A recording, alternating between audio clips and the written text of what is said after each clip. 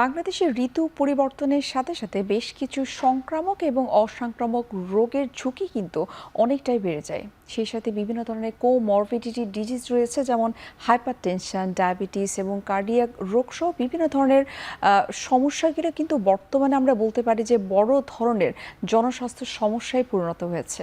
আজকের আলোচনায় আমরা জানার চেষ্টা করব এই রোগগুলোকে কিভাবে প্রতিরোধ করা যেতে পারে। দর্শক, আপনাদের সবাইকে আমন্ত্রণ জানাচ্ছি এখন টিভি নিয়মিত আয়োজন আরোগ্য নিকেতনে। আমি নুসরাত দীপা, যা আপনাদের সঙ্গে রয়েছি। দর্শক, আমাদের আজকের আলোচ্য বিষয় হচ্ছে সমসাময়িক স্বাস্থ্য সমস্যা। আর এই বিষয়টি নিয়ে কথা বলার জন্য আজ আমরা স্টুডিওতে আমন্ত্রণ জানিয়েছি ডক্টর সোহেল মাহমুদ আরাফাত, অধ্যাপক, ইন্টারনাল মেডিসিন বিভাগ, বাংলাদেশ মেডিকেল বিশ্ববিদ্যালয়। আমাদের সঙ্গে আরও একজন অতিথি রয়েছেন, তিনি হলেন ডক্টর মোহাম্মদ ফেরদৌসুর রহমান, অধ্যাপক, ইন্টারনাল মেডিসিন বিভাগ, বাংলাদেশ মেডিকেল বিশ্ববিদ্যালয়। আপনাদের দুজনকে স্বাগত আমাদের আজকের অনুষ্ঠানে। আমি প্রথমেই ডক্টর আরাফাত আপনাকে দিয়ে আমাদের আলোচনাটা শুরু করতে চাই। যেমনটি বলছিলাম যে আমাদের যখন ঋতু পরিবর্তন হয়, সিজন চেঞ্জ হয়, বিভিন্ন ধরনের কন্টাজিয়াস ডিজিজ বা অসংক্রামক যে ডিজিজগুলো রয়েছে সেগুলোর প্রাদুর্ভাব কিন্তু অনেকটাই বেড়ে যায়। এই মুহূর্তে যদি বলি, ডেঙ্গুর সিজন আমরা কিন্তু বলতে পারি যে শুরু হয়ে গেছে এবং সামনে হয়তো সেটি প্রতি বছর, যেটা আমরা দেখি যে খুব ভয়াবহ অবস্থায় চলে যায়। একটু জানতে চাই। আপনি ঠিকই বলেছেন, আসলে আমাদের রোগগুলো কিন্তু কোনো সারা বছর একরকম থাকে না। কিছু কিছু রোগ আছে এক এক সিজন ভ্যারি করে, যেমন কোনোটা শীতকালে বেশি হয়, কোনোটা গ্রীষ্মকালে হয়, কোনোটা বৃষ্টির সিজন বা রেনি সিজন হয়। এখন আমাদের হচ্ছে বৃষ্টির সময়, যেমন আমাদের বৈশাখ জ্যৈষ্ঠ শেষ করে এখন আমাদের আষাঢ় মাস শুরু হওয়ার পথে। তো যার জন্য বলবো যে এখন আমাদের কিছু কিছু রোগ আমরা প্রতি বছর দেখি, গত 2020 সাল থেকে যে খেয়াল করি, এই সময়টা একটা ডেঙ্গু, জ্বর, এই ধরনের একটা প্রকোপ দেখা দেয়। গত কয়েক বছর, 2-3 বছর আমরা বলবো এটা বেশ আমরা ভয়াবহ অভিজ্ঞতা, আমরা চিকিৎসকের দৃষ্টি বলবো ভয়াবহ অভিজ্ঞতা আমরা ফেস করেছি। এইবারও কিন্তু আমরা আতঙ্কিত যেন এরকম পরিস্থিতি না হয়। তো আমরা যে খেয়াল করি গত কয়েক সপ্তাহ বা আমাদের দেশে কিন্তু অলরেডি ডেঙ্গু রোগী কিন্তু এখন বাড়া শুরু করেছে। আগে যেমন শুধু বলতাম বর্ষাকাল, এখন কিন্তু বর্ষাকাল ছাড়াও সারা বছরই থাকে। তো এই বছর দেখেন কিছু বৃষ্টি হচ্ছে, ফলে বৃষ্টির মাধ্যমে পানি জলাবদ্ধতা হচ্ছে, এর মাঝখানে আমাদের মশা গ্রহ করছে। আমাদের দৈনন্দিন চিকিৎসা যেগুলো দেই আমাদের ইউনিভার্সিটি বা বিশ্ববিদ্যালয়ে যে দেখি আউটডোরে, আমাদের ওখানে কিন্তু ডেঙ্গু রোগী কিছু কিছু আসা শুরু করেছে এবং দুর্ভাগ্যজনক কোনো কোনো জায়গায় কিছু 2-1 মারাও গিয়েছেন। তো আমরা বলবো যে ডেঙ্গু ব্যাপারটা আমাদেরকে এখন থেকেই সচেতন হতে হবে। যারা চিকিৎসক আমরা যারা আছি, যারা স্বাস্থ্য অধিদপ্তর বলি বা স্বাস্থ্য কর্তৃপক্ষ আছেন, ওদের পক্ষ থেকে, সিটি কর্পোরেশন, ব্যক্তিগতভাবে প্রতিটা মানুষের কিন্তু এই সময় একটু আমাদের স্পেসিফিক্যালি ডেঙ্গু কেন কেন হয় আমরা অনেকেই হয়তো বা জানি, এই ব্যাপারে আমাদের কিছু প্রিকশন নিলে হয়তো এই বছর সেই ভয়াবহতা আমরা হয়তো বা অতিক্রম করতে পারবো ইনশাআল্লাহ। আচ্ছা, সাধারণত তো দেখা যায় যে আমরা সবসময় কিন্তু স্বাস্থ্য অধিদপ্তর, স্বাস্থ্য মন্ত্রণালয়কে সবসময় আমরা দোষারোপ করে থাকি যে তারা সুব্যবস্থা নিচ্ছে না। কিন্তু যেমনটা আপনি খুব চমৎকার করে কিন্তু বললেন যে ব্যক্তিগতভাবেও কিন্তু আমাদের কিছু উদ্যোগ যদি আমরা নিতে পারি তাহলে প্রকোপটা কমাতে পারি। ডক্টর ফেরদৌস, আপনার কাছে একটু জানবো যে আমরা কিন্তু প্রতি বছরই দেখছি যে ডেঙ্গু রোগের প্যাটার্নটা কিন্তু প্রতি বছর চেঞ্জ হচ্ছে। কখনো দেখা যায় যে খুব হাই ফিভার থাকে, কখনো কিন্তু খুব লো ফিভার থাকে। এবারের প্যাটার্নটা কি মনে হতে পারে, যে কেমন হতে পারে আসলে? ডেঙ্গুর যেই সিভিয়ারিটি হয়, এগুলো জানেন যে বিভিন্ন যে ভ্যারিয়েন্টগুলো আছে সেই ভ্যারিয়েন্টের উপর সাধারণত নির্ভর করে। আমাদের দেশে সাধারণত 4 ধরনের ভ্যারিয়েন্টই আছে। কোন ভ্যারিয়েন্টটা ওই বছর ডমিনেন্স হচ্ছে সাধারণত সেইটার উপর ভিত্তি করে কিন্তু সিভিয়ারিটিগুলো নির্ভর করে। আমাদের দেশে বিগত দিনগুলির যেরকম ডেঙ্গু হয়েছে তাতে দেখা গেছে যে 3 থেকে 4 বছর পর পর একটা করে সিভিয়ার অ্যাটাক হয় সাধারণত। তো আমরা এর গত 2 বছর আগে যেমন একটা অ্যাটাক ছিল, সারা দেশ ছড়িয়ে পড়েছিল, সারা দেশের অনেক রোগী আক্রান্ত ছিল এবং ওইবারে মর্টালিটিও কিন্তু বেশ অনেক ছিল। তো গত বছর ইমিডিয়েট পাস্ট যেই বছরটা ছিল, এই বছর কিন্তু অতটা ছিল না আসলে। তা এখন এই বছর কোন ধরনের ভ্যারিয়েন্টটা আসবে তার উপরই কিন্তু নির্ভর করবে আসলে মারাত্মক বা সিভিয়ারিটিটা কেমন হবে। আচ্ছা, তো এখনও যেহেতু ওই রকমভাবে আমাদের দেশে ডেঙ্গু শুরু হয়নি, মানে মাত্র শুরু হচ্ছে, এবং ভ্যারিয়েন্ট কোনটা আসছে তার উপর ভিত্তি করে হয়তো আমাদের বলা সম্ভব। ডক্টর আরাফাত কিন্তু অলরেডি বলছেন যে এরই মধ্যে কিন্তু 2-1 কিন্তু মৃত্যুবরণ করেছে। তো সেখান থেকে কি আমরা কিছু অ্যানালাইসিস বা অ্যাজাম্পশন কি আমরা করতে পারি যে আসলে প্যাটার্নটা বা ভ্যারিয়েন্টটা এরকম থাকতে পারে বা সিমটমসগুলো এরকম থাকতে পারে? সিমটমস তো আসলে সবারই কাছাকাছি। সিমটমের চেয়ে হচ্ছে রোগীগুলো যখন ডেঙ্গু রোগীগুলো তো প্রথম দিকে জ্বর থাকে, তারপরে যখন জ্বর ছেড়ে যায়, যেটা ক্রিটিক্যাল ফেজ চলে যায়, ওই সময়টাই কিন্তু রোগীগুলি খারাপ হয়। এখন ওই সিভিয়ারিটিটা মানে যখন জ্বর ছেড়ে গেল তখন রোগীগুলো কতটুকু খারাপ হবে সেটা কিন্তু নির্ভর করবে আপনার মৃত্যুর সংখ্যার উপরে। আচ্ছা। এখন এই ডেঙ্গু রোগীগুলোর প্রথম দিকে জ্বর সবারই থাকে, গা ব্যথা থাকে, মাথা ব্যথা থাকে, চোখ ব্যথা থাকে, খেতে অরুচি হয়, কারো কারো পেট খারাপ থাকে। এইটা কিন্তু মোটামুটি ইন জেনারেল সব রোগীদেরই সমানই থাকে। কিন্তু সিভিয়ারিটিটা আমরা মূলত বলি হচ্ছে যে রোগী যখন জ্বর কমে যাচ্ছে, ক্রিটিক্যাল ফেজে যাচ্ছে, সেই রোগীর প্রেশার কমে যাচ্ছে, প্ল্যাটলেট কমে যাচ্ছে, তারপর শক সিনড্রোমে চলে যাচ্ছে, ওইটাকে কিন্তু আসলে মূলত আমরা সিভিয়ারিটি বলি। আমরা সংখ্যার উপর ভিত্তি করে কিন্তু সিভিয়ারিটি আসলে বলি না। আচ্ছা, কখন আমরা আসলে মনে করব যে আমার যখন জ্বর এসছে এটা আসলে সাধারণ জ্বর অথবা এটা ডেঙ্গুর কারণে আসলে জ্বরটা এসছে? প্রথম দিকের যে জ্বরগুলো থাকে বেশিরভাগ জ্বরই কিন্তু আপনার শুধু জ্বর দিয়েই থাকে। এটা দেখে কিন্তু প্রথমে বোঝা যাবে না যে এটা আসলে কি আপনার ডেঙ্গু জ্বর নাকি টাইফয়েড জ্বর না কি জ্বর। তবে যেহেতু ডেঙ্গু একটা ভাইরাসজনিত জ্বর, ভাইরাসজনিত জ্বরগুলির আপনার জ্বরটা সাধারণত বেশি থাকে, ইউজুয়ালি হাই গ্রেড দিয়ে শুরু হয়। প্রথম দিন থেকেই হয়তো জ্বরের মাত্রাটা বেশি পরিমাণ দিয়ে শুরু হয়, মাথা ব্যথা থাকে, গা ব্যথা থাকে, খাওয়ার অরুচি, বমি ভাব, কারো কারো চোখ ব্যথা করে যাকে রেট্রোঅরবিটাল পেইন বলে। এই ধরনের লক্ষণগুলো বেশি থাকে সাধারণত। আর ভাইরাস জ্বরগুলির শুরুটাই হয় বেশি দিয়ে, কিন্তু ব্যাকটেরিয়াল জ্বরগুলো দেখা যায় সাধারণত একটু অল্প অল্প দিয়ে শুরু হয়ে তারপরে গিয়ে পিকে ওঠে। কাজেই এইগুলো, আর যদি ধরেন যে ডেঙ্গুর সাথে সাধারণত সর্দিটা কিন্তু থাকে না, সর্দি কাশি কারো কারো থাকতে পারে খুবই কম সংখ্যায়। আচ্ছা। কিন্তু অন্য ভাইরাসজনিত যেই রোগগুলো আছে আমাদের যদি জ্বর থাকে সেখানে বেশিরভাগ ক্ষেত্রে দেখা যায় যে হয় তার নাকে খুব পানি ঝরছে, সর্দি কাশি, হ্যাঁ, গলা ব্যথা, এগুলো সহই কিন্তু অনেক সময় থাকে, মানে অন্য ভাইরাসগুলি থেকে জাস্ট একটু ডিফারেন্সিয়েট করার জন্য।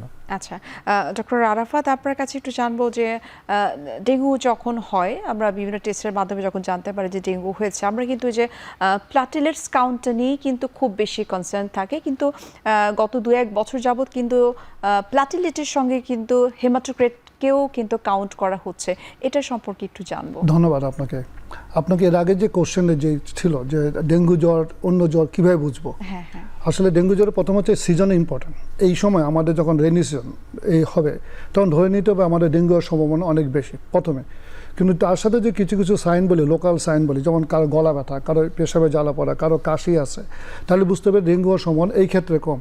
আর ডেঙ্গুর একটা ক্লাসিক্যাল যেটা ডেঙ্গুর সিভিয়ার বডি প্রচণ্ড শরীর ব্যথা হয়, ফলে এই সময় কোনো জ্বর সর্দি কাশি নাই, পেশাবে জ্বালা পড়া নাই, ওই ধরনের গলা ব্যথা নাই, কিন্তু বেশ হাই গ্রেড ফিভার হচ্ছে, সাথে তীব্র ব্যথা হচ্ছে, এবং এই সিজনে হচ্ছে। এবং আপনি হয়তো দুর্ভাগ্যজনক ঢাকা শহরে বসবাস করছেন যেখানে মশার প্রকোপ বেশি, সুতরাং এই সময় ধরে নিতে হবে টিল প্রুফ, আদারওয়াইজ এই ধরনের সমস্যা না থাকলে ধরে নিতে ডেঙ্গু হওয়ার সম্ভাবনা সবচেয়ে বেশি। আচ্ছা, দ্বিতীয় জিনিস হচ্ছে আপনি যে ডেঙ্গুর যেই রোগের পাবলিকের বা জনগণের ভিতর যে একটা ভয়, যে প্লেটলেট, এক সময় ছিল যে প্লেটলেট জন্য আমরা পাগল, মানে বলবো অলমোস্ট পাগল হওয়া পাওয়া যা হয়ে যেত, যে কোথায় প্লেটলেট পাওয়া যায়, এটা দৌড়াদৌড়ি ছুটাছুটি এবং বেশ ব্যয়বহুল। একটা প্লেটলেট বা অনুচক্রিকা বাংলা যেটা বলি ওটা কমে যায়, এটা কিন্তু অত্যন্ত ব্যয়বহুল চিকিৎসা। কিন্তু আসলে সত্যি কথা আমি বলবো জনগণের ভিতর যে ভীতি হচ্ছে প্লেটলেট নিয়ে, এইটা আমরা বলবো যে সম্পূর্ণ এখন বলি যে অনেক কম ইম্পর্টেন্স আমাদের কাছে। আসলে ডেঙ্গু রোগী কিন্তু প্লেটলেট অভাবে মারা যাওয়ার সম্ভাবনা নাই বললেই চলে, করলে খুবই ক্ষীণ। কিন্তু ডেঙ্গু রোগীর মূল ভয়টা কি?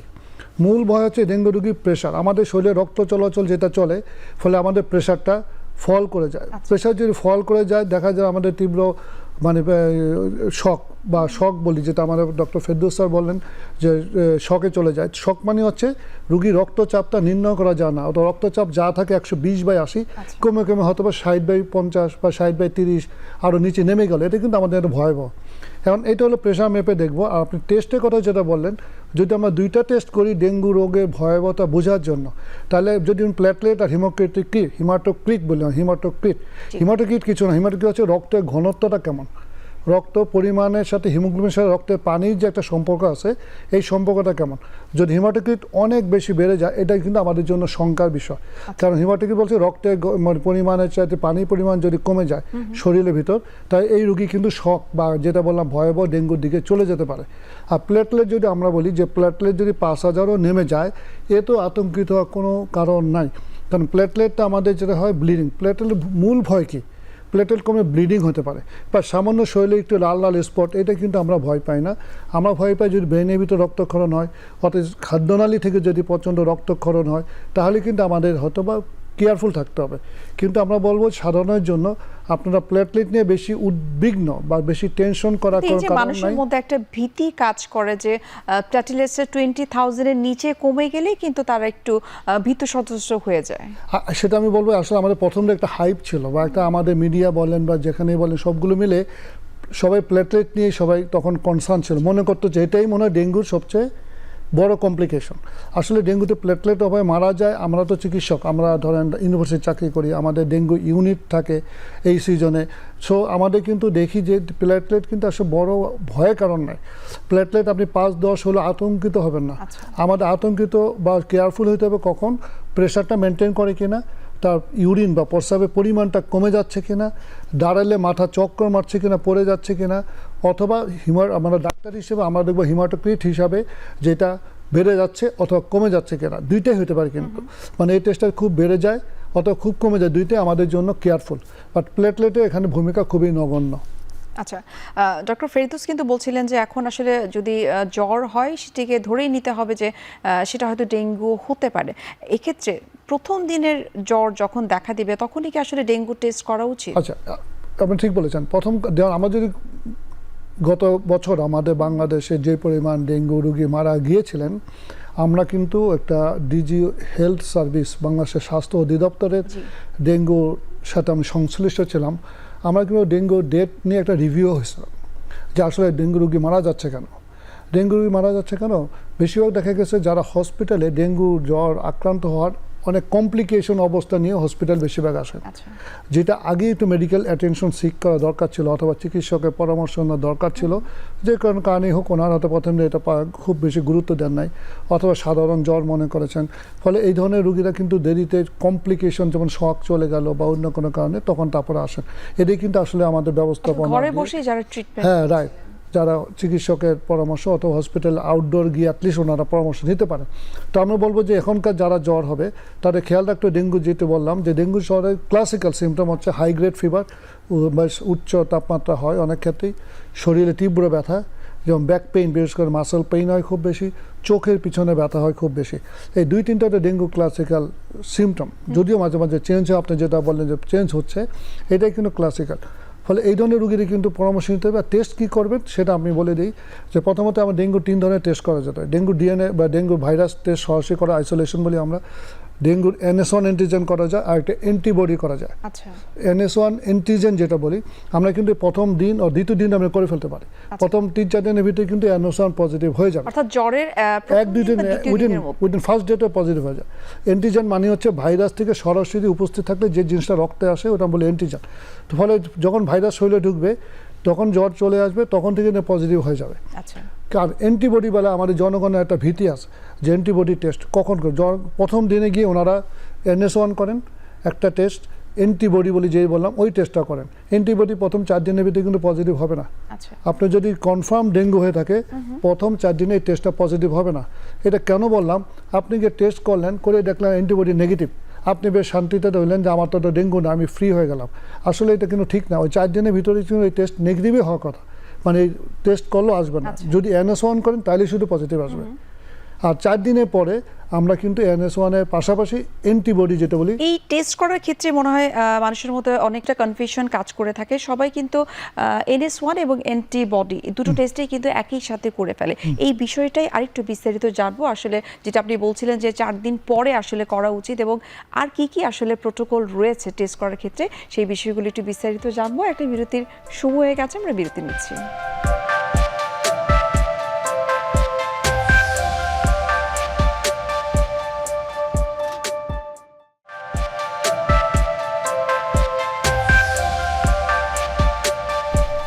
দর্শক, ফিরে আসলাম বিরতি থেকে। আপনাদেরকে অসংখ্য ধন্যবাদ আমাদের সঙ্গেই থাকার জন্য। ডক্টর ফেরদৌস, আপনার কাছে এখন জানবো, যেমনটি ডক্টর আরাফাত বলছিলেন যে জ্বরের প্রথম দিন এবং দ্বিতীয় দিনের মধ্যে হচ্ছে NS1 করতে হয় এবং 4 দিন পরে অ্যান্টিবডি টেস্টটা করতে হয়, এবং যেটা বলছিলাম আমি যে কনফিউশন কাজ করে, সবাই একই সাথে সব টেস্ট করে ফেলে। ডেঙ্গু জ্বরের জন্য আরাফাত স্যার যেভাবে বললেন, আসলে এভাবেই করা উচিত। সেটা হলো যে জ্বর যদি প্রথম দিন থেকেই শুরু হয় এবং আমি যদি মনে করি যে এটা ডেঙ্গু জ্বর, আচ্ছা। তাহলে আমাকে একটা সিবিসি এবং একটা NS1 করে রাখা ভালো। এবং NS1টা সাধারণত 3 থেকে 4 দিন পর্যন্ত, প্রথম 3 থেকে 4 দিন পর্যন্ত এটা পজিটিভ থাকে। এরপরে ষষ্ঠ দিন, পঞ্চম দিন বা ষষ্ঠ দিন থেকে আমাদের অ্যান্টিবডিটা আসলে আসা শুরু করে। এখানে 1 থেকে 2 দিন মাঝখানে যে চতুর্থ থেকে পঞ্চম দিন, এই সময়টা কিন্তু আসলে এই টেস্টগুলোতে একটু সমস্যা আছে। সমস্যা মিনস হলো যে আপনার কারো কারো ক্ষেত্রে অ্যান্টিজেন 3rd ডেতেই নেগেটিভ হয়ে যেতে পারে, কিন্তু 4th ডে 5th ডেতে কিন্তু অ্যান্টিবডি তখনও তৈরি নাও হতে পারে। তখন যদি টেস্ট করে তখন কিন্তু 2টা টেস্টই তার নেগেটিভ আসবে। ওই সময় যেন আবার কেউ ভুলবশত না মনে করে আমার তো ডেঙ্গু নেই। ওই যে মাঝখানে উইন্ডো টাইম, এই উইন্ডো টাইমটাতে কিন্তু আমাদের NS1ও নেগেটিভ থাকতে পারে, অ্যান্টিবডিটাও নেগেটিভ থাকতে পারে। কাজেই চতুর্থ দিন, পঞ্চম দিন, এই দিনগুলোতে টেস্ট কিন্তু কোনোটাই খুব একটা বেশি রিলায়েবল টেস্ট না। ওই সময় আমাকে একটু অপেক্ষা করতে হবে। যদি আমি চিন্তা করি যে এই পেশেন্টটার ডেঙ্গু, তাহলে রোগী হিসেবে রোগীকেও সতর্ক থাকা লাগবে এবং যে চিকিৎসক আছে চিকিৎসকেও সতর্ক থাকা লাগবে যে আমি যেই উইন্ডো পিরিয়ডে যদি কোনো টেস্ট করে ফেলি, এটা যদি 2টা টেস্টই নেগেটিভ আসে, তাহলে যেন আমি সতর্ক থাকি যে আমাকে রোগী যদি সন্দেহ থাকে যে এই রোগীর ডেঙ্গু, তাহলে আমাকে নেক্সট আবার হয়তো ডে 6-এ গিয়ে অ্যান্টিবডি টেস্ট এবং সিবিসি করে ফেলতে হবে আগেরটার সাথে কম্পেয়ার করে, যাতে করে আগের ব্লাড টেস্ট সিবিসিতে ওইখানে যদি থাকে ধরেন প্ল্যাটলেটটা কিছু নর্মাল ছিল, এখন ডে 6-এ গিয়ে আমার প্ল্যাটলেট কিছু কমে গেল, ওই যে হেমাটোক্রিটের কথা বললেন স্যার, হেমাটোক্রিটটা কিছুটা বেড়ে গেল, যদি এরকম হয় তাহলেও কিন্তু আমাকে চিন্তা করতে হবে যে এটা হয়তো ডেঙ্গু হওয়ার সম্ভাবনাই বেশি। এবং সাথে ওই অ্যান্টিবডি টেস্টটা হয়তো ডে 6 থেকে পজিটিভ থাকবে IgM। কিন্তু এখানে ডেঙ্গু অ্যান্টিবডি কিন্তু 2 ধরনের করি আমরা, একটা হচ্ছে IgG, IgM। IgM যদি পজিটিভ থাকে সেক্ষেত্রেই আমরা শুধু ধরে নিব যে এটা বর্তমানের ডেঙ্গু, মানে এইবার ইনফেকশনের জন্য তার ডেঙ্গুটা হয়েছে। আর যদি কোনো কারণে G পজিটিভ থাকে ডে 6 বা ডে 5-এ, তাহলে কিন্তু এটা বর্তমান ডেঙ্গু জ্বরের জন্য নয়, এটা আগেও হয়তো তার এই পেশেন্টের ডেঙ্গু কখনো হয়ে গিয়েছিল, সেই অ্যান্টিবডিটাই এখন রয়ে গেছে, এটাই আর কি। আচ্ছা, এই যে আপনি গাইডলাইনটার কথা বলেন, যেটাকে তো আমরা ইন্টারন্যাশনাল গাইডলাইন আমরা বলতে পারি, এই গাইডলাইনটার সম্পর্কে আসলে আমাদের যে জনসাধারণ তারা কি অবগত? জনসাধারণকে অবগত করার জন্য স্বাস্থ্য মন্ত্রণালয় থেকে, স্বাস্থ্য অধিদপ্তর থেকে বিভিন্ন জায়গায় কিন্তু এগুলোর ডিসিমিনেশন করা হয় এবং এগুলোর জন্য কিন্তু আপনার মিডিয়াতেও বিভিন্নভাবে সবসময় কথা বলার জন্য চেষ্টা করছেন। আসলে গাইডলাইন তো একটা বড় জিনিস, ডকুমেন্টেড জিনিস, এটা ওইভাবে পাবলিকলি তো প্রচার করা যায় না, আসলে ওইভাবে লিফলেট আকারে হয়তো প্রচার করা হয় কোনো কোনো জায়গায়, কোথাও আছে। তবে কেউ যদি চায় এটা কিন্তু ডাউনলোড করে নিতে পারে। আমাদের যে স্বাস্থ্য অধিদপ্তরের ওয়েবসাইট আছে, এখানে কিন্তু গাইডলাইনটা আপনার আপলোড করা আছে, যে কেউ চাইলেই ওটা কিন্তু ডাউনলোড করে নিয়ে পড়তে পারে এবং সেখান থেকে সে এই ডিটেল জানতে পারে। আচ্ছা, আমি ডক্টর আরাফাত আপনার কাছে জানতে চাই, যেমনটি বলছিলেন যে বিভিন্ন জায়গায় টিভি মিডিয়ার মাধ্যমে যে প্রচারণাটা হচ্ছে, সেটা আপনি বলছিলেন যে ডাউনলোড করার মাধ্যমে সেই ইনফরমেশনটুকু আমরা নিতে পারি যে কী কী গাইডলাইন রয়েছে, কখন কোন দিন আমরা এই টেস্টটা করব। আপনি বলছিলেন যে গত বছর আপনি ডেঙ্গুর প্রতিরোধের জন্য বিভিন্ন ধরনের কাজকর্ম করেছেন, এবার যেহেতু মাত্র শুরু হয়েছে, এবারের পদক্ষেপগুলো আসলে আপনারা কি কি দিয়েছেন? আচ্ছা, ধন্যবাদ।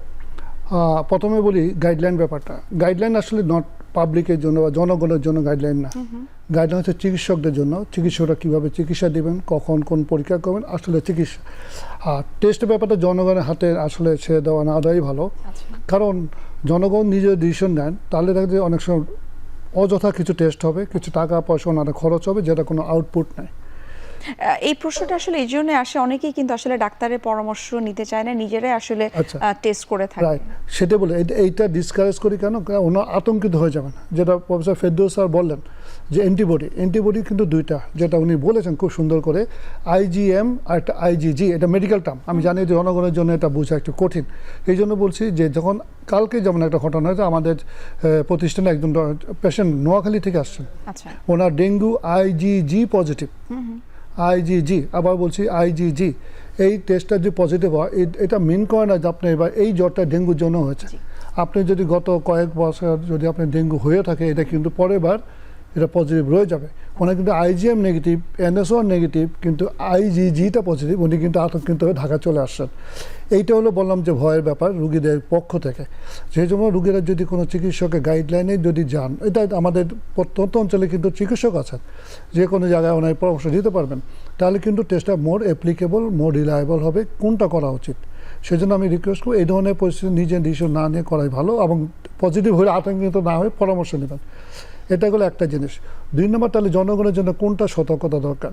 জনগণের সতর্কতা দরকার হচ্ছে ডেঙ্গু রোগের লক্ষণ কী কী হতে পারে, কখন আপনি চিকিৎসক কাছে যাবেন, কোন সময় আপনি হসপিটালে ভর্তি হবেন। এই ব্যাপারে আমি জানি যে আমাদের সরকার পক্ষ থেকে বিভিন্ন সময় অ্যাসোসিয়েশনের পক্ষ থেকে কিন্তু বিভিন্ন লিফলেট, প্রচারপত্র, পোস্টার, দেয়াল লিখন, টেলিভিশন স্ক্রলে কিন্তু দেওয়া হয়। তো আমার মনে হয় জনগণ অনেকে এটা জানেন, জানার সুযোগ আছে। আর এই বছরের কথা যদি বলেন, এই বছর আমরা কী করেছি, এই বছর কিন্তু আমরা ডেঙ্গু নিয়ে অলরেডি আমাদের বিভিন্ন লেভেলে আমরা কিন্তু অনেক ওয়ার্কশপ, সেমিনার শুরু হয়েছে। যেমন গত সপ্তাহে আমাদের বাংলাদেশ মেডিকেল বিশ্ববিদ্যালয়, আমাদের ওখানে কিন্তু ডেঙ্গুর উপর একটা বড় ওয়ার্কশপ হয়েছে। কারণ আপনি জানেন ডেঙ্গু চিকিৎসা শুধু জনগণ জানলে হবে না, আপনি জানলে হবে না, এটা পুরো সিস্টেমে যেতে হবে। যার জন্য একটা ওয়ার্কশপ গত সপ্তাহে মাননীয় স্বাস্থ্যমন্ত্রী মহোদয় সর্দার সাখাওয়াত হোসেন বকুল এমপি সাহেব ছিলেন, ওখানে ওনার নেতৃত্বে আমাদের ওয়ার্কশপটা শুরু হলো। এবং সেই ওয়ার্কশপে ঢাকা শহর বিভিন্ন জায়গার যে মেডিসিন এবং যারা চিকিৎসা দেন কনসালটেন্ট বিশ্ব লেভেলেও কিন্তু ওরিয়েন্টেশন করা হইলো, ওনাদের ট্রেনিং দেওয়ার জন্য এই উদ্দেশ্যে যে যা প্রতিষ্ঠানে গিয়ে যেন এই গাইডলাইন, যেটা আপনি বললেন, এই গাইডলাইনটা আমরা গতবার তৈরি করেছি। গত বছর আমার ডিজি হেলথ অফিসে আমাদের কিন্তু একটা কমিটি ছিল, ওই গাইডলাইন নতুন একটা আমরা গাইডলাইন তৈরি করেছি, চিকিৎসক কীভাবে চিকিৎসা দিবেন। তো এটা তো কন্টিনিউয়াস চেঞ্জ, আমরা তো জানি, কিন্তু প্রতি বছর কিন্তু এগুলো আমরা চেঞ্জ করতে হয়, কীভাবে অ্যাপ্রোপ্রিয়েট চিকিৎসা দেওয়া যায়। সেই গাইডলাইনের উপর কিন্তু আমাদের যারা senior teacher, professor, assistant professor, এদের কিন্তু আমাকে প্রায় বেশ বলবো 50-60 জন বা নিয়ার অ্যাবাউট 100 আমাদের মতো টিচার ছিলেন, তাদেরকে ওয়ার্কশপ, ফলে এটা শুরু হয়েছে। আচ্ছা। এবং এই কাজটা আমরা বিভিন্ন ডিস্ট্রিক্টে লেভেলে, অনলাইনে, অফলাইনে এটা কিন্তু করার জন্য আমাদের সরকারও ব্যবস্থা নিচ্ছেন, ফলে এটা কাজ অনগোয়িং। কিন্তু সরকার উপর আবারও বলছি, সরকার উপর থাকলেও আমাদের নিজ উদ্যোগে, চিকিৎসকদের যেমন নিজ উদ্যোগে জেনে নিতে হবে, রোগীদের কিন্তু নিজ উদ্যোগে জেনে নিতে হবে যে কখন কি করা উচিত। কারণ এটা কিন্তু আমাদের টিভি বলো, আপনাদের মিডিয়ার মাধ্যমে কিন্তু জনগণকে এই ব্যাপারে শেখানোর, আমি দেখলাম যে জনগণ এই শিক্ষাগুলো বা ইনফরমেশন দেওয়ার জন্য প্রতিনিয়তই চেষ্টা চলছে। তা বলো যে যার প্রতিষ্ঠান অবস্থান থেকেই কিন্তু এই সিদ্ধান্ত নিতে পারে। আরেকটা হলো যে আমাদের একটা জিনিস আমরা খেয়াল করতে হবে, চিকিৎসা কিন্তু শুধু চিকিৎসক উপর ডিপেন্ড করে না। আমি যদি একটা ওষুধ লিখে দিলাম, আমি বললাম যে আপনি প্রেশারটা এতক্ষণ পর পর মাপবেন, আপনি রুগীটা এইভাবে কেয়ার নেবেন, ফলে আমাদের কিন্তু একটা বিরাট ফোর্স হচ্ছে অক্সিলারি ফোর্স বলে হেলথ সিস্টেমে। তারা কারা? তারা নার্স, তারা হচ্ছে গিয়ে আমাদের ওয়ার্ড অ্যাটেন্ডেন্ট, তারা ক্লিনার, তারা আয়া, সব। কারণ ওরা দরকার, আমার তো চিকিৎসকরা অর্ডার দিবে, 6 ঘন্টা পর পর ফলো আপ, ওনারা আপডেট নেবে, কিন্তু মাঝখানে রুগী মনিটরিং বা রুগী ফ্লুইড ব্যালেন্স কীভাবে, এটা কিন্তু আমাদের নার্সদের একটা, ওই স্টাফদের কিন্তু একটা ট্রেনিং দেওয়ার ব্যাপার আছে। এই ব্যাপারে আশা করি আমাদের যারা অথরিটি, স্বাস্থ্য অধিদপ্তর বলেন, ওনারাও হয়তো এটা ব্যবস্থা নেবেন।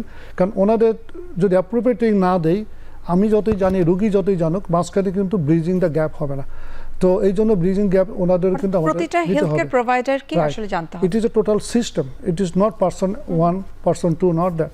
আমাদের সবাই মিলে কিন্তু একটা সার্বিক সেবাটা যদি না দিতে পারি, আমাদের রুগীদের জন্য সেই আকাঙ্ক্ষিত সেবাটা বা আকাঙ্ক্ষিত চিকিৎসা আমরা দিতে পারবো না। আমরা এই ডেঙ্গুর বিষয়ে আরও বিস্তারিত জানার চেষ্টা করব, বিশেষ করে প্রতিরোধটা আমরা কিভাবে করতে পারি, এবং সেই সাথে পরিবারে যদি কোনো ডেঙ্গু রোগী থাকে বাকি সদস্যদের ভূমিকাটা আসলে কতটুকু, সেই বিষয়গুলি জানবো। আরও একটা বিরতির সময় হয়ে গেছে, আমরা বিরতি নিচ্ছি।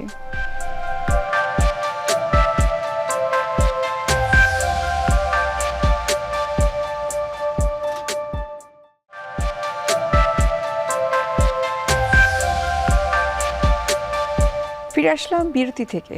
আপনাদেরকে অসংখ্য ধন্যবাদ আমাদের সঙ্গে থাকার জন্য। ডক্টর আরাফাত, আপনার কাছে একটু জানবো যে কোন একটা পরিবারে একজন ডেঙ্গুতে আক্রান্ত হলো, বাকি সদস্য যারা রয়েছে তাদের ভূমিকাটা আসলে কি থাকতে পারে? আমরা যতটুকু জানি যে যিনি ডেঙ্গুতে আক্রান্ত তাকে আইসোলেট করে রাখাটা অনেক বেশি গুরুত্বপূর্ণ, কিন্তু এটা মনে অধিকাংশ ক্ষেত্রে আমাদের বাংলাদেশের প্রেক্ষাপটে খুব একটা মেনটেন করা হয় না। ধন্যবাদ। একটু আগে বলছিলেন প্রতিরোধ, প্রতিরোধ যেমন আমাদের ডক্টর ফেরদৌস রহমান স্যার যেটা বললেন যে প্রতিরোধের ব্যাপারে বাইরে যে প্রতিরোধ সবাইকে সচেতন হতে হবে, পানি জমানো যাবে না। আমাদের অনেক আন্ডার কনস্ট্রাকশন বিল্ডিং আছে যেখানে প্রচুর পরিমাণ ওয়াটার রিজার্ভার রাখা হয়, আনইভেন থাকে, জায়গায় গর্ত করা হয়। এইটা কিন্তু এখন ঢাকা শহরে বিশেষ বলে একটা বড় সমস্যা, সেইগুলো খেয়াল হয়। আর দ্বিতীয় হচ্ছে মশা তো জন্ম নিবেই, তারপরেও আপনার কী করেন ব্যক্তিগতভাবে আপনাকে নিজকে মশার কামড় থেকে প্রোটেকশন দিতে হবে। আপনি নিজেও কিন্তু প্রোটেকশন নিতে হবে, খালি জন্ম বন্ধ করলে হবে না আপনাকে। যেমন আমরা বলি কিছু রিপেলেন্ট ইউজ করতে পারেন। রিপেলেন্ট মানে হচ্ছে যেটা মশা কামড় দিয়ে কিছু রিপেলেন্ট বলে আমরা অ্যাপ্লাই করি কেমিক্যালের মতো, যাতে মশা কামড় না দেয়। মশার ওই রিপেলেন্ট লাগানো হয়, কামড় দিবে না। মশারি ব্যবহার করতে হবে, মশারি রাতের বেলা অ্যাটলিস্ট। দুই নম্বর হচ্ছে মশার যখন কামড় না দেয় সেজন্য বাসায় আপনি নেটিং করতে পারেন, অথবা সন্ধ্যার সময় দরজা বন্ধ করে মশারি স্প্রে করে মশাগুলি মেরে ফেলার ব্যবস্থা করতে পারেন। আর এই সময় যদিও গরম, আপনি ফুল স্লিভ শার্ট অথবা ফুল স্লিভ ড্রেস পরা বেটার, কারণ মশা কিন্তু কামড় দেয় সাধারণত পায়ের নিম্ন অংশ বেশি, আর শোয়া থাকলে অবশ্যই যে কোনো যা দিতে পারে। সো এই ধরনের পার্সোনাল প্রোটেকশন আপনি নিতে পারেন।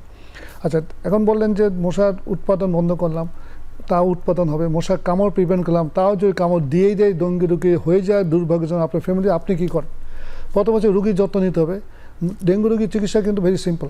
বাসায় যথেষ্ট পরিমাণ পানি লিকুইড খাবেন, যথেষ্ট পরিমাণ পানি লিকুইড খাবেন, বাট প্লেন ওয়াটারের চাইতে বলবো ইলেকট্রোলাইট সলিউশন বলে, লবণ, লেবু পানি হতে পারে, স্যালাইন হতে পারে, এই ধরনের কিন্তু খাবেন। আপনি যদি পানি খান, শরীরে পানি যাচ্ছে, লবণ কিন্তু সেই পরিমাণ যাচ্ছে না, এদের জন্য অনেক সময় দেখা যাচ্ছে প্রেশারে আপ ডাউন করতে পারে। ফলে এই ধরনের সলিউশন বা স্যালাইন খাওয়া ভালো।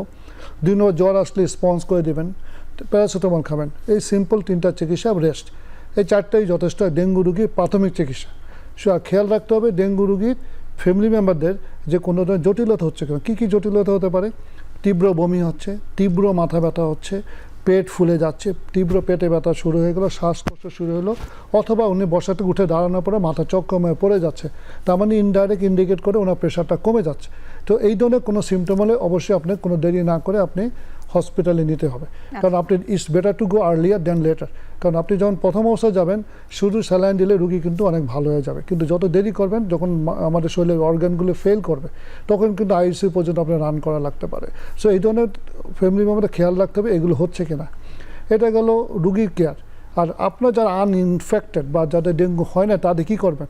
আপনি মনে করেন আমাদের ফ্যামিলিতে বাংলাদেশে দেখা যায় আমরা খুব কনজেস্টেড বাসায় থাকি, একই ফ্যামিলি একই রুমে থাকি বা টেলিভিশন দেখি একসাথে, ফলে দেখা যায় যে মশাগুলি কিন্তু ঘরের ভিতরে আসে। ফলে এই বাসায় যদি ডেঙ্গু হয়, ধরে নিতে হবে এই ডেঙ্গু মশা আপনার আশেপাশেই আছে। ফলে যত দ্রুত সম্ভব রিপেলেন্ট ব্যবহার করে মশাগুলো মারার ব্যবস্থা করেন। আপনি যে মশা কামড় না দেয় সেটা চেষ্টা করবেন। আর ডেঙ্গু যদি কারো হয়ে যায়, তা কিন্তু ইনফেকশন কখন মশা কামড় দিলে আরেকজন মানুষের শরীরে যেতে পারে। আমরা বলি ডেঙ্গু জ্বর আগ থেকেই শুরু হওয়ার থেকে শুরু করে 5 থেকে 6 দিন পর্যন্ত আপনার শরীরে ভাইরাসটা থাকে, রক্তে ভাইরাসটা থাকে। ফলে এই 5 দিনের ভিতরে যে আপনার যে রক্তে যদি মশা কামড় দেয়, সেই রক্তটা যে মশার পেটে যায়, তাহলে তখন কিন্তু আপনাকে আরেকজন কামড় দিলে তার ডেঙ্গু হবে। ফলে এই প্রথম 5 দিন better to keep the person যার ডেঙ্গু হবে তাকে একটা মশারির ভিতর রাখা, তাকে মশারির ভিতর রাখা বেটার মানে দ্যাট ইজ রিকমেন্ডেড। আমরা সাজেশন করবো মশারির ভিতর রাখা, বাট ডিফিকাল্ট দো, কিন্তু এটা হলো বেস্ট। তাহলে আপনি মশা কামড় দিবেন না, ও নিজে কোনো মশা কামড় না দেয়, তাহলে কিন্তু ওনার মাধ্যমে ছড়াবে না। আর আপনারাও খেয়াল রাখবেন, বিশেষ করে যারা সিনিয়র সিটিজেন আছেন, অথবা যে প্রেগনেন্ট ওমেন আছেন, অথবা অ্যাডভান্স কোনো heart disease, cardiac disease, liver disease, kidney disease আছে, ওনাদের সেফটিটা আপনি এনশিওর করার চেষ্টা করবেন। কারণ আপনি একটা কথা শুরুতে বলেছিলেন যে কোমরবিডিটিস, আমি জনগণের জন্য বলতে চাই কোমরবিড মানে কি? কোমরবিড হচ্ছে আপনার যে মূল রোগ আছে, এই রোগের সাথে অন্য কিছু ক্রনিক রোগ থাকতে পারে। কারো খুব ডায়াবেটিস, কারো হার্ট ডিজিজ, কারো লিভার ডিজিজ, কারো ক্যান্সার, কারো হচ্ছে যে ব্লাড প্রেশার, কারো হচ্ছে আপনি মনে করেন যে নিউরো স্ট্রোক, এগুলো আমরা বলি কোমরবিড ডিজিজ। তো এই ধরনের ডিজিজ থাকলে ওদের জন্য কিন্তু ওই যে ডেঙ্গুর ঝুঁকিটা বেড়ে যায়। ডেঙ্গু রোগীর হয়তো বা নর্মালি যতখানি একটা মানুষ কাইল হতে পারে বা মৃত্যুর ঝুঁকি বেড়ে যায়, যদি অন্য ডিজিজ থাকে তার কিন্তু ঝুঁকিটা বেশি। এই ধরনের কোনো রোগীর যদি কোনো কারণে ডেঙ্গু হয়ে থাকে, তাকে কিন্তু শুরুতেই ডক্টরের পরামর্শ নিয়ে হসপিটালে যে তাকে চিকিৎসা করা বেটার। তো আমাদের পক্ষে যেটুকুলো তাদের ব্যাপারে আরো বিশেষ সতর্কতা অবলম্বন অবশ্যই বিশেষ সতর্কতা অবলম্বন আপনাদের সবারই করতে হবে, যেন কোনোভাবে যেন ডেঙ্গু মশা থেকে সেফ রাখতে হবে। আচ্ছা, ডক্টর ফেরদৌস, আপনাকে একটু ভিন্ন একটা প্রশ্ন করতে চাই। যেমনটি ডক্টর আরফাত কিন্তু বলছিলেন যে ডেঙ্গু রোগীকে প্রচুর লিকুইড খাবার খাওয়াতে হবে। বেশ কয়েক বছর যাবত কিন্তু আমরা বিভিন্ন সোশ্যাল মিডিয়াতে বা বাস্তবিকভাবে কিন্তু আমরা দেখেছি যে অনেকে পেঁপে পাতার রসটা খাচ্ছে এবং এটা খেলে প্লাটিলেটস বেড়ে যায়, এরকম একটা তথ্য কিন্তু সবাই মোটামুটি জানে। আপনার কাছে জানতে চাই এটার কি আসলে কোনো সায়েন্টিফিক ব্যাখ্যা রয়েছে কিনা? পেঁপে পাতার রস এটা আসলে আমাদের গ্রামাঞ্চলে, বিশেষ করে ঢাকার চেয়েও বেশি গ্রামাঞ্চলে এটা খুব প্রচলিত এবং এটা অনেকেই খায়। ঢাকা শহরে অনেকে খায়, দেখা যায় যে যদি শুনে বা জানে যে তার ডেঙ্গু হয়েছে, কেউ কেউ অবশ্যই এটা ট্রাই করে। আচ্ছা, তো এইটা আসলে ওইরকমভাবে জোর দিয়ে বলা যাবে না, কারণ এগুলো নিয়েও কিছু কিছু স্টাডি হয়েছে আমাদের দেশে, কিছু স্টাডি হয়েছে। তো এইটা আসলে ফুল রিকমেন্ড করা যাবে না যেটাতে আপনাকে বাড়ে। এবং আপনারা জানেন যে এটার জন্য সাবস্টিটিউট হিসেবে কিছু ওষুধও মার্কেটে এসেছে। হ্যাঁ, পেঁপে পাতার যে ইয়েগুলো, পেঁপে লিফ নামে এই ধরনের কিছু ওষুধও কিন্তু অলরেডি মার্কেটে প্রচলিত, কিন্তু এগুলো কিন্তু আসলে আমরা চিকিৎসক সমাজ এগুলোকে রিকমেন্ড করতে পারি না, এগুলো করা উচিত না। কারণ এই যে পাতার রস খাবে, কাঁচা পাতা, এটা হয়তো পরিষ্কার নাও থাকতে পারে, এটাকে পিষে নিবে, এটাকে প্রসেস করতে গিয়ে দেখা যাবে যে একটা আরও ময়লা জিনিস খেয়ে ফেলছে, বরং তখন দেখা গেল ডেঙ্গুর সাথে সাথে তার আবার একটা ডায়রিয়াল ডিজিজ হয়ে যেতে পারে। তখন এমনিতেই ডেঙ্গুর জন্য সে সিভিয়ারিটি থাকবে, তার মধ্যে যদি আবার আরেকটা ডিজিজ হয়ে যায়, ডায়রিয়া হয়ে যায়, তো দুইটাই কিন্তু তাকে হাইপোটেনশন করবে এবং এই রোগীগুলো কিন্তু আরও বেশি মারাত্মক হয়ে যাওয়ার সম্ভাবনা খুবই বেশি আছে। আচ্ছা, অর্থাৎ ডিপেন্ডেন্ট হওয়া যাবে না এই ধরনের পেঁপে পাতার রসের প্রতি। ট্রিটমেন্ট ডেফিনেটলি নিতে হবে এবং আপনারা যে ধরনের প্রোটোকলের কথা বলেন সেগুলো প্রপারলি মেনটেন করাটা অনেক বেশি গুরুত্বপূর্ণ। আমি কোশ্চেনটা ডক্টর ফেরদৌস করেছেন, আমার একটা আনসার এখানে আছে, বলে দিই যে আসলে আমি পাপায়া নিয়ে আমি উৎসুক ছিলাম। আচ্ছা, এবং এটা নিয়ে আমি একটা রিসার্চ করেছি আসলে সায়েন্স ল্যাবরেটরি এবং আমি পার্সোনালি আমি মেডিকেল ইউনিভার্সিটি থেকে আমরা কম্বাইন একটা স্টাডি করেছি পাপায়া দিয়ে আমাদের প্রায় 500-600 রুগীর উপরে। আসলে এটা কোনো ইফেক্ট আছে নাকি এটা হাইপ, নাকি এটা জাস্ট কথার কথা। তো আসলে দুর্ভাগ্যজনক বা সবাই যাই হোক, আমাদের স্টাডি করে আমার অ্যানালাইসিস আমরা দেশে বিদেশে 2 জায়গায় করেছি। ওটা কিন্তু এই পাপায়া দিয়ে আমরা একটা ক্যাপসুল তৈরি করেছিলাম সায়েন্স ল্যাবরেটরির সহযোগিতায়, এবং সেটা দিয়ে আমরা প্রায় দীর্ঘদিন, প্রায় 6 থেকে 7 দিন ডেঙ্গুর উপর প্রয়োগ করে দেখা গেছে এর কোনো ইফেক্ট নেই। ফলে মানে পিউরিফাইড, পিসা তো হলো রিস্ক থাকবে, যেটা ডক্টর ফেরদৌস বলেন বাসায় বানানো, কিন্তু পিউরিফাইড যে আমরা পেঁপের দিয়ে যে ক্যাপসুল বানিয়ে আমার পেঁপে পাতা দিয়ে ক্যাপসুল বানানো হয়েছিল, ভিতরে যে কেমিক্যালটা থাকে ওটা দেখা গেছে ডেঙ্গু রোগী আমরা কোনো প্রভাব পাই নাই। এতে প্লেটলেট আপ অ্যান্ড ডাউন কোনোটাই হয় নাই এবং বাইরেও কিন্তু এটা কোনো এভিডেন্স নাই। ফলে জনগণের প্রতি যেটা আমাদের উদ্দেশ্য, এটা আসলে খেয়ে কোনো লাভ নেই। পেঁপে আপনি খেতে পারেন, পেঁপে জুস খেতে পারেন, কিন্তু পেঁপে পাতা এই উদ্দেশ্যে আপনার প্লেটলেটস বাড়ানোর উদ্দেশ্যে আসলে এটা কোনো খাওয়ার বেনিফিট দরকার নেই। আমরা ডেঙ্গু সম্পর্কে অনেক বিস্তারিত আপনাদের দুজনের কাছ থেকেই জানতে পেরেছি। এখন একটু হাম সম্পর্কে জানবো, তবে তার আগে আরও একটা বিরতির সময় হয়ে গেছে, আমরা বিরতি নিচ্ছি।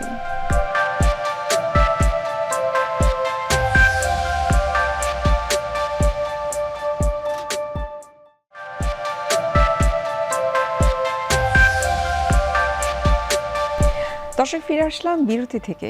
আপনাদেরকে অসংখ্য ধন্যবাদ আমাদের সঙ্গে থাকার জন্য। ডক্টর ফেরদৌস, আপনার কাছ থেকে এখন একটু জানতে চাইবো যে আমরা তো এখন কম বেশি সবাই জানি যে হামের আউটব্রেক হয়েছে এবং বাচ্চারাই সব থেকে বেশি আক্রান্ত হয়েছে এবং মৃত্যুর সংখ্যাটাও কিন্তু তাদের ক্ষেত্রে একটু বেশি, কিন্তু তার পাশাপাশি কিন্তু বড়রাও আক্রান্ত হয়েছে। এর বিশেষ কোনো কারণ আছে কিনা? কারণ তারা কিন্তু ভ্যাকসিন নিয়েছে, ভ্যাকসিন নেওয়ার পরেও কেন আসলে তাদের হাম হচ্ছে? মিজেলস ভ্যাকসিন জানেন যে এটা মিজেলসকে প্রতিরোধ করে। মিজেলসের বাচ্চাদের আউটব্রেক সারা বিশ্বেই বেশি ছিল, এখনও কিছু কিছু জায়গায় আছে, যদিও এই ভ্যাকসিন দেওয়ার জন্য মিজেলসের প্রকোপ প্রায় শূন্যের কোঠায় ছিল। এগুলো মিজেলসের বাচ্চাদের তো বেশি হয়, এদের ইমিউনিটিটা দুর্বল থাকে, যার জন্য তাদের ইনফেকশন বেশি।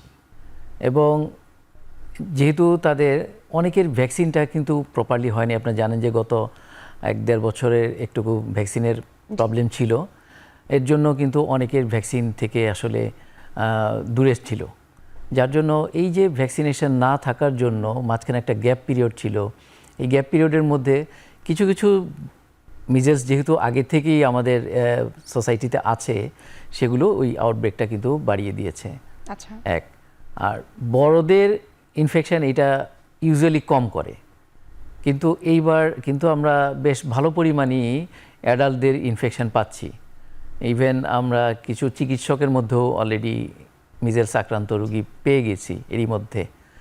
এদেরও আসলে তো মিজেলসে যেহেতু ভ্যাকসিনেশনটা অনেক আগের করা, এদের তো যারা এখন বড়রা আছে তাদের তো ভ্যাকসিনেশনটা হয়েছে বেশ অনেক আগে, তাদের তো রোগ প্রতিরোধ করার ক্ষমতাটা বাই দিস টাইম কমে আসছে, আচ্ছা যার জন্য কিন্তু এখন এরা আলটিমেটলি ইনফেক্টেড হয়ে যাচ্ছে অনেকেই আচ্ছা ক্লোজ কন্ট্যাক্টে থাকার জন্য। আবার এটাও হতে পারে যে এই যে ভাইরাসগুলো এদের ভিরুলেন্সটা একটুকু বেশি, যার জন্য এটা অন্যদেরকেও আক্রান্ত করে ফেলছে।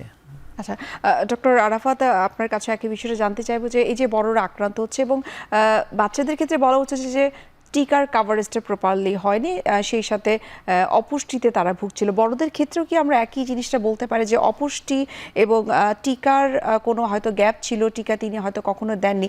মূল বিষয়টা আসলে কি ছিল? ধন্যবাদ। আসলে এটা গবেষণার বিষয়। প্রথম কথা হলো দেখেন একটা ইনফেকশন কেন হয়, প্রথম হচ্ছে একটা সোর্স থাকতে হবে। আচ্ছা আপনি ইনফেকশন ডিজিজ কি আপনার কাছে আরেকজন ছড়াচ্ছে। আমরা কোভিডের সময় দেখলাম, কোভিডের সময় কী হলো, একজন হলো হয়তো সবার হলো। আপনি জেনে অবাক হতে পারেন যে মিজেলস কিন্তু ডেঙ্গুর চাইতেও বেশি ইনফেকশাস, মানে হায়েস্ট। জি। একজন থেকে ও 18 জন মানুষকে ইনফেকশন করতে পারে। এখন হঠাৎ করে আমি যে অ্যাডাল্ট, আপনি অ্যাডাল্ট, উনি অ্যাডাল্ট, তাহলে আমি কোত্থেকে সোর্স পাবো? আমার আশেপাশে কোনো একটা মিজেলসের রুগী থাকতে হবে, মিজেলসের রুগী থাকতে হবে।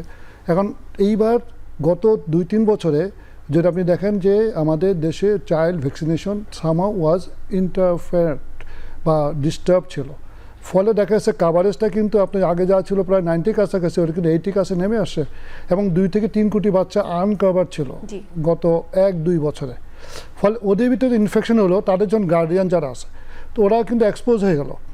ফলে আগে কিন্তু দেখা গেলো যাতে একটা কমিউনিটিতে হয়তো একজন বা দুজন মিজেলস হলো, এখন এক এক কমিউনিটিতে 50, 60, 70 জন। ফলে আমরা যে অ্যাডাল্ট আছি আমাদের ওই যে এক্সপোজারটা মানে রেটটা অনেক বেড়ে গেছে। আচ্ছা হয়তো বা আগে যদি এত পরিমাণ মিজেলস থাকতো আগেও হয়তো অ্যাডাল্ট এরকম ইনফেক্টেড হতো, কিন্তু সোর্স অনেক বেশি, যার জন্য আমাদের এক্সপোজার বেশি হচ্ছে, ডেফিসিয়েন্সিগুলো প্রকাশিত হয়ে যাচ্ছে। এখন ধরুন আপনি তারপর ধরলাম যে সোর্স কম, আমার কেন হবে, আপনার কেন হবে, হইতে পারে কেন হচ্ছে এই বয়সে। প্রথমে আপনি যে ভ্যাকসিনটা নিয়েছিলেন, আপনি ওদের ভিতরে উনি কি অ্যাপ্রোপ্রিয়েট ভ্যাকসিন নিতে পেরেছিল কেন? হয়তো সে গ্যাপ ছিল, আচ্ছা যেটা ফেডেসা বলেন ফুল ডোজ উনি নেন নাই। উনি হয়তো কোনো একটা কম্প্রোমাইজ স্টেট, হয়তো ওনার ডায়াবেটিস ডেভেলপ করছে, উনি হয়তো স্মোক করেন, হয়তো কোনো রোগ প্রতিরোধ কমে যায়, এরকম কোনো ওষুধ খাচ্ছেন, উনি হয়তো কোনো একটা হার্বাল মেডিসিন খাচ্ছেন, ফলে ওনার কিন্তু ইমিউনিটিটা কমতে থাকবে। আচ্ছা উনি নিউট্রিশন ওনার কমে গেছে, উনি খাওয়া দাওয়া ঠিক মতো করেন নাই, অথবা যে কোনো কারণে হোক ওনার নিউট্রিশনটা পুয়ার, ফলে তার কিন্তু ইনফেকশনের প্রবণতা অন্যদের চেয়ে বেড়ে যাবে, কারণ আমাদের শরীরে ভ্যাকসিন দিলে হবে না। আচ্ছা এই ক্ষেত্রে তাহলে আমরা বলতে পারি যে আসলে শুধুমাত্র ভ্যাকসিন দেওয়া নয়, এখানে নিউট্রিশনটা অনেক Of বেশি course, গুরুত্বপূর্ণ কাজ করছে। নিউট্রিশন অবশ্যই আমাদের জন্য গুরুত্বপূর্ণ, কারণ আমি যে ভ্যাকসিন যদি অ্যান্টিবডি তৈরি করবে তো আমাদের বডি ইমিউন সিস্টেম, জি আমি যদি নিউট্রিশন না থাকে ইমিউন সিস্টেম তো উইক হয়ে যাবে, ফলে আপনি অ্যান্টিবডি থাকবে না, এবং যার জন্য দেখা যাবে ভাইরাস এক্সপোজ হলে ইউল gate infected and you'll be মানে ডিজিজড। এবং সেটা আমরা পাচ্ছি আমি প্রায় একদিন দুজন কিন্তু আমরা দেখছি যে অ্যাডাল্ট লোক আসতেছে, যেটা আমরা গত চিকিৎসক জীবনে আসলে দেখিনি। হ্যাঁ, গত ধরেন আমি তো 30 বছর ধরে প্র্যাকটিস করি বা আমার চিকিৎসার সাথে জড়িত, কিন্তু এবার কিন্তু অনেক আমার মনে হয় সোর্সও অনেক বেশি, ইনফেকশন রেটও বেশি, ফলে অনেকে এক্সপোজ হচ্ছেন যারা অল্প হাইলি কন্টাজিয়াস। রাইট এটা এই জন্য। এখন একটু জানবো, এখন যেহেতু প্রচন্ড গরম চলছে এই সময়টাতে কিন্তু অনেকেরই কিন্তু হিট স্ট্রোক হচ্ছে, এটা সাধারণ মানুষের ক্ষেত্রে আমরা বলতে পারি, বা যাদের কোমরবিডিটি ডিজিজ রয়েছে, হাইপারটেনশন যাদের রয়েছে, ডায়াবেটিস যাদের রয়েছে, যাদের কার্ডিয়াক রিলেটেড প্রবলেম রয়েছে, তাদের জন্য আপনার পরামর্শ কি?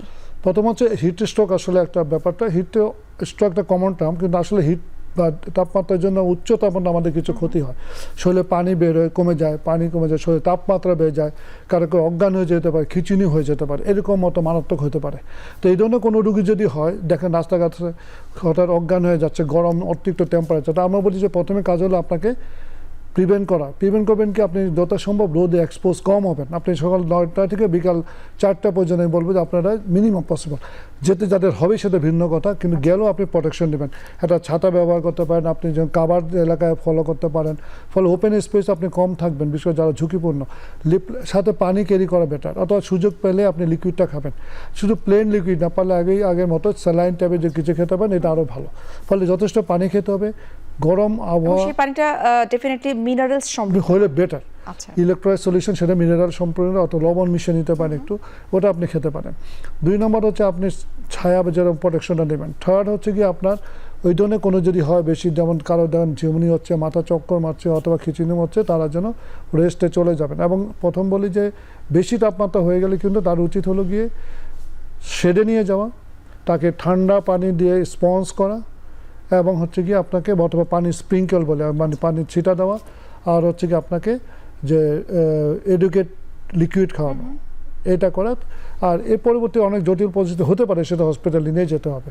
আর যারা সিনিয়রে বলবো, আমাদের অনেক কিন্তু পানি রেস্ট্রিকশন থাকে, যেমন কিডনি রোগী তাদের যথেষ্ট পানি খেতে পারে না, হার্টের রুগী তাদের কিন্তু যথেষ্ট ফেলিওর রুগী কিন্তু পানি দিতে পারে না। তারপর মিনিমাম ডাক্তার অ্যাডভাইস মতো যে পরিমাণ পানি খাওয়া যায় খেতে হবে। যারা সিনিয়র সিটিজেন ওরা কিন্তু আনকেয়ার্ড, ওরা অনেক সময় হয়তো বাথরুমে যেতে হবে, ভয়ে পানি কম খান, তাদের কিন্তু পানিটা এনশিওর করতে হবে।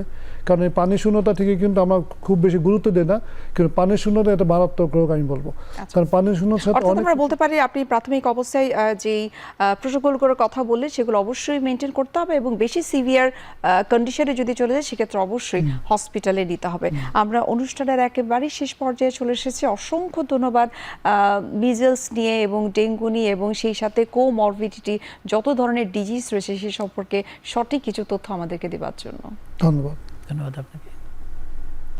দর্শক, এতক্ষণ আপনারা দেখছিলেন এখন টিভির নিয়মিত আয়োজন আরোগ্য নিকেতন। আজ আমরা এখানেই শেষ করছি, দেখা হবে আবার আপনাদের সঙ্গে। সে পর্যন্ত আপনারা সবাই ভালো থাকুন, সুস্থ থাকুন। আল্লাহ হাফিজ।